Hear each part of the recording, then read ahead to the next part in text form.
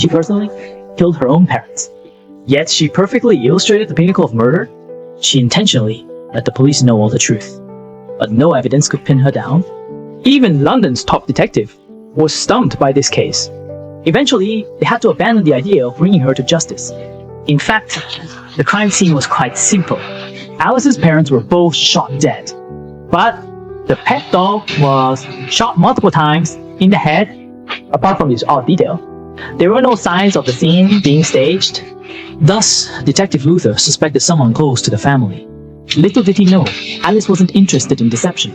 Her true goal was to direct all suspicion towards her son, and Luther didn't disappoint her. Next, note a small detail in the detective's questioning.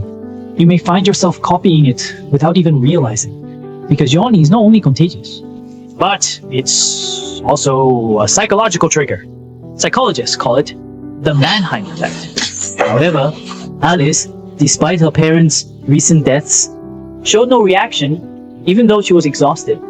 This indicated she was tightly controlling her emotions, even knowing Alice was lying. Luther's challenge was just beginning. He faced a highly intelligent genius. Alice was accepted into Oxford at 13 and got her PhD in astrophysics 5 years later. But there's a fine line between genius and madness. As the interrogation went deeper, Alice started to drop her facade. Luther's intelligence and sharpness awakened her desire for conquest. For someone who craved attention and wanted her perfect crime to be admired, seeing a detective dazzled by her work was an unparalleled attraction. So she admitted her hatred for her parents. Despite their strictness shaping her achievements, they also left her with a miserable childhood. As for whether she was the killer, Alice calmly responded, just right. Though Luther saw this woman's terrifying side, he lacked substantial evidence. Plus, Alice had a solid alibi. He could only watch her walk away. But he wouldn't give up just yet. With the killer identified, the next step was to find the murder weapon. But what puzzled Luther was how Alice made the weapon disappear without a trace, despite being the first to call the police right after the crime. As he pondered this, the case suddenly had a breakthrough. Analysis of the bullets in the victims confirmed the use of a Glock 26 handgun. Its main feature is its plastic body and parts. At this moment, Luther uncovered the secret behind the multiple shots at the dog.